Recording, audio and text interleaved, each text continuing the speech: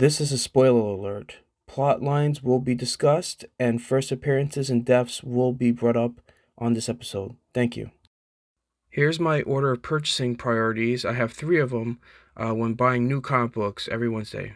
The first priority is key issues. The first appearance, the death, or a conflict between two popular characters would be considered a key issue.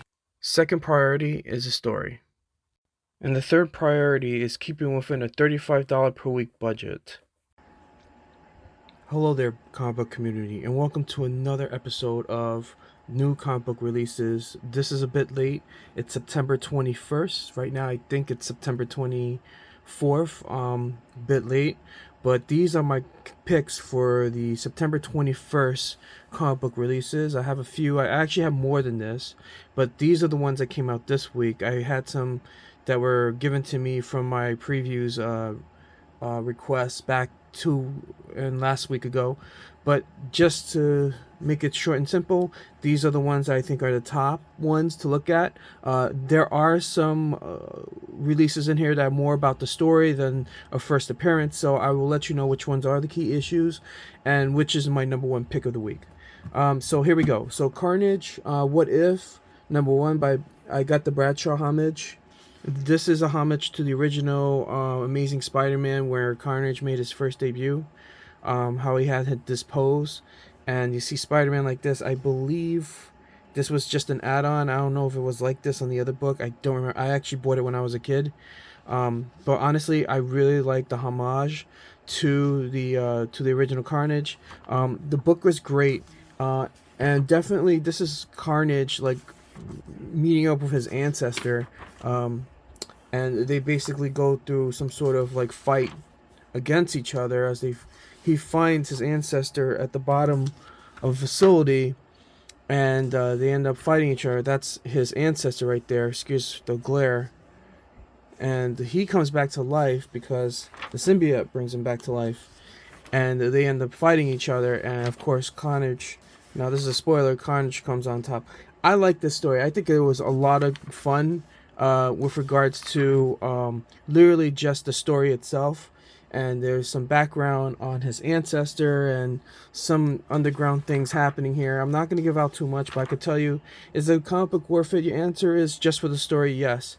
I'm not even sure it's a first appearance, but he does die at the very end because Carnage actually defeats him, the Cletus Cassidy version.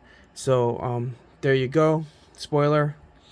If you guys are interested in buying the comic books, it's better off that you read it yourself than, considering this review as something you could read off of, or my opinion. You have to see it for yourselves. I just think the comic book is great. As a collector, it's an awesome story. Its artwork is really fun to look at. It's not like Jim Lee style artwork. It's literally like just telling the story in its own form, and I believe that's applicable. Like, just I admire that. And yeah, definitely, though it is my last pick at the end of the stack, I definitely recommend this as sort of like a collector of like stories, and this is one of the stories you definitely, it doesn't surprise me that Marvel What Ifs are the way to go, because with regards to whatever they could twist and turn of these what if stories, they're a lot of fun. They're a lot of fun, and they don't take up a whole box because it's just a one-off story. It's only one comic book for that story, and you never know. The ancestor might come back. They might bring him back, but we don't know, right? Because now he's part of the universe of the what if, so he could be back in another issue in a separate series. So that being said, definitely something on the stacks to get. Big game number 3. I thought that this was an no key appearances here. A lot of deaths. I mean, literally a lot of deaths. Characters that in the Millar universe die in this issue, and I'm not going to go over those names, but other than that, it struck me as The Empire Strikes Back, and it's a good story. The artwork is solid as usual, and other than that, there's a lot of surprises. And honestly, I think this is an issue definitely to get if you're collecting the big game series. It's actually, I enjoyed it. I enjoyed it, and I like the story, and I'm keeping the book. I think the book is great. It's a lot of these big, useless sheets, but other than that, this is cover C. there are a lot of hero deaths in this, and I just enjoyed it. It's not a key issue. It's just a lot of deaths where characters are going to reappear anyway, or versions of them. Droids number one. This I got the action figure variant. This is a team up of droids that follow R2D2. Now, let's just say there's been separate Star Wars droid stories that have been following up with the Star Wars Marvel series, and they've been pretty good. They've been leading up to this comic book alone, and I really thought that this comic book was a good story, a good follow up. Let's go over the artwork and the words. First off, I gotta say, it's clean as heck. The way everything's drawn, composed, lined up, it's clean. It is clean. It is a good story too. It is a follow-up of the beginning of basically these droids like coming together and under the leadership of R2D2, which, this is a different type of, this is in the Star Wars universe, but it's more of, their story, and I like that. And you gotta love, I mean, this is the thing about the love of comic books, the love of Disney Plus, and all sorts of these things. You can read up on them, and you can literally take it the way you want it, take it the way you follow up on the story. And I enjoyed this book. Now, no key elements here. The only key is that they came together and that they found each other. And I think that's literally not much of a key, but more of an event. And will that event ever get as high as a first appearance? No, because even if they did a TV series where this was happening, maybe it'll gain a $75 following. Meaning that the value will be that high. But other than that, it was a good follow up. It's a starting of a new something that's going to happen within that universe, and I think if you guys love the droids, you definitely have to follow this because it's for you. I mean, I love the droids, so I'm following it, and I want to see where it goes. So we'll hopefully, hopefully it just in the future goes well, and in a way that maybe there's some twists, some turns, some new characters appearing. Maybe it'll affect the future of the Star Wars universe and Marvel Comics, but we'll see. I hope that it does have some reflection on that. Other than that, there's a character by the name of Ajax. He is literally this robot droid that is fighting amongst or against the Jedi. That's him right there. And this is definitely not his first appearance, but this is an origin story in the last few pages, and I think it was well told, well said as a story. And I think at many times like this, the one thing about these stories is that there's death and there's retribution and resurrection. So it tells his story about how he came from the bottom and started to the top. So I definitely recommend this book overall in general, just for the Star Wars love. And that's why I have it in my collection, and that's why it's under the variant action figure. Okay, let's do it. Strange Academy. This was a pretty interesting book. I enjoyed it. It is not a key. I came for this book just because this was a connecting variant. And it was the Ramos connecting variant. The craziest thing is that this is the Equation fight. Equation has been a very interesting villain. His powers are just overwhelming to the fact that he's smart in using them. And I just think that, the artwork, once again, falls into place as really cool, really fun. Wording is fun as well, as you can see the different types of bubbles, right, per character. I just think this comic book is a lot of fun, but is it going to be a high value? No, it's not. It's just a fight between the Equation, Strange Academy, and Moon Knight, and they get their butts whipped really bad in this one. They misunderstood this character.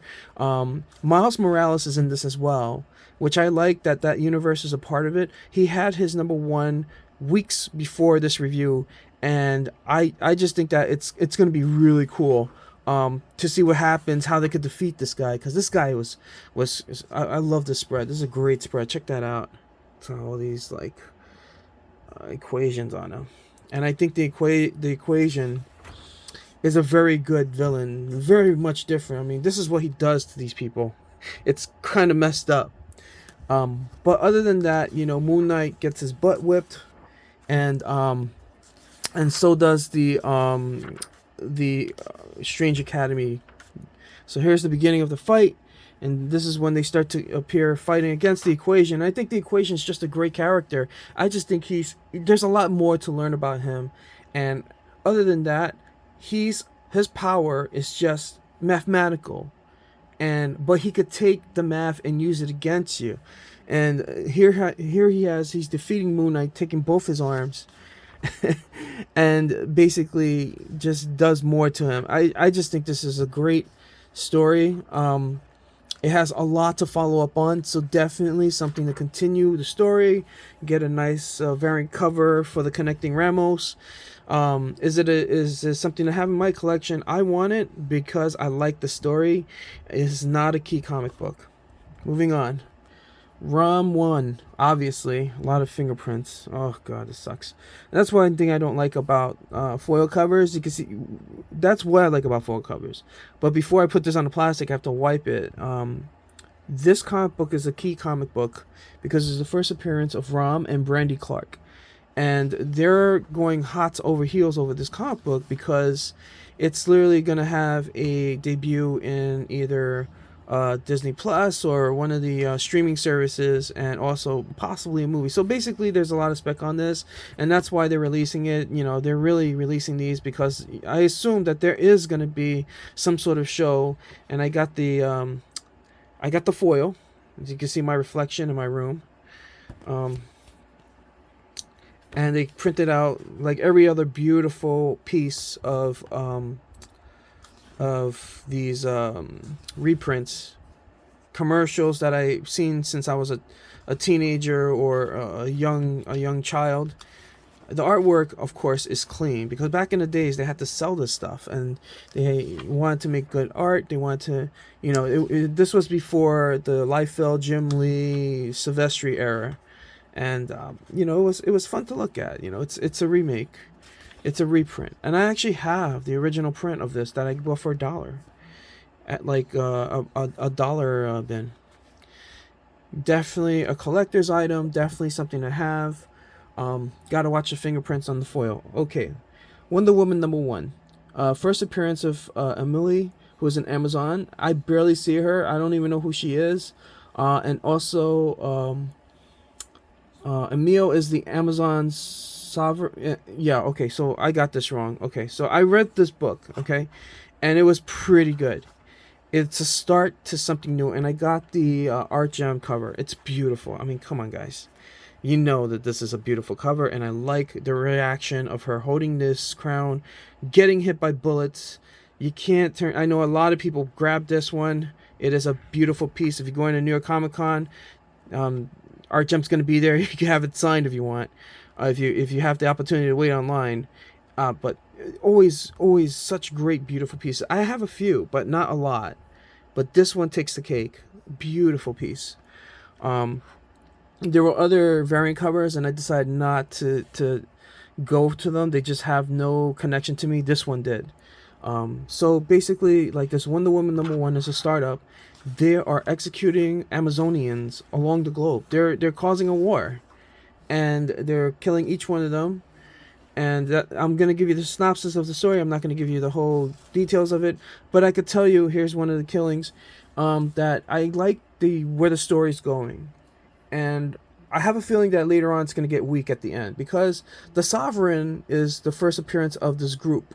And, you know, there's just something I'm missing about this that I can't tell you on this clip. It is their first appearance. It is a key.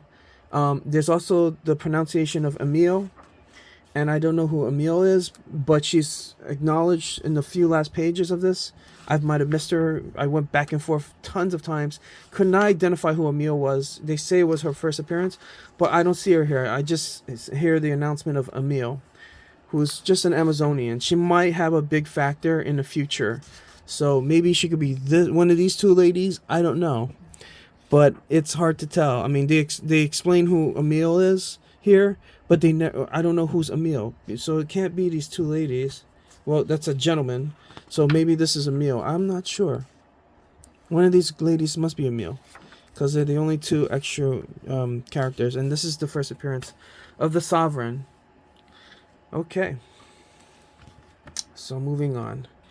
And this, my final and my number one pick of the week is Superman issue number 6. I got the acetate cover. Everybody's gonna want this one. It's really cool. It's the first appearance of the Chain, and this is cover F. And look, I like the story a lot. And the worst thing that I don't like about this story is the fact that they made Superman an idiot. Not an idiot, but a guy who has principle. He's not breaking the principles to save himself. He's using his principles to get himself into trouble. So let's go through the acetate cover. Let's see how beautiful this thing is. I mean, this is totally worth the money. I think this is a $7 cover. Let's check. Yep, $7, $6.99. There you go.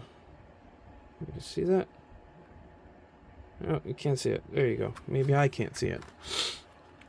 So this acetate cover, which I have to be very careful, it shows Clark Kent ripping out the Superman, and then in the other part shows him in the Superman suit. Yeah, see? Isn't that cool? All right, so basically, this is Lex getting treatment, and he has a history with Superman. Obviously, we all know he likes to use Kryptonian technology. And in a point, Superman finds out that he has an experiment that is locked underground in one of Lex's labs. And he goes to his father's hologram to find out what the deal is, because Lex Luthor likes to use Kryptonian technology, and he does keep the Kryptonian technology with his father being a hologram does track the experiments that they do with Lex Luthor. So he asks his father, who's the Chained? And his father tells him exactly the location and why it's not the best thing to go under and try to release. So what does Superman does? He does exactly that. And there's the appearance of this person. He gets a full appearance in this comic book at the very end. It's a shocker, not a shocker, but here's his first full appearance. And I think he's a very cool looking character. He was an experiment. And he asks Superman, he gave you your powers too? And, Superman's trying to talk to him, but he would never let him finish. And then they're having this fight. And Superman has some sort of army crew behind his back saying, I have a very bad feeling about this. I have a very bad feeling. And Superman does not listen and releases this guy. And at the very end, he's released upon Metropolis. So we don't know what's going to happen next. And this is Lex waking up to noticing that, I think he might have some sort of connection to the Chained. Lex Luthor, because he created him. So Lex could have some sort of psychic abilities to detect this guy. This is a Justice League versus Godzilla. We'll see how that goes. Actually, I'll read the comic book before I buy it. But other than that, this is my number one pick. And I think the Chain is probably going to have a good influence in the DC comic book universe. Let's see how far they could take his story. We'll learn more about his origins. We'll see if they could add more to it. So other than that, thank you for watching and listening. Please subscribe and like. Have a great day and take care.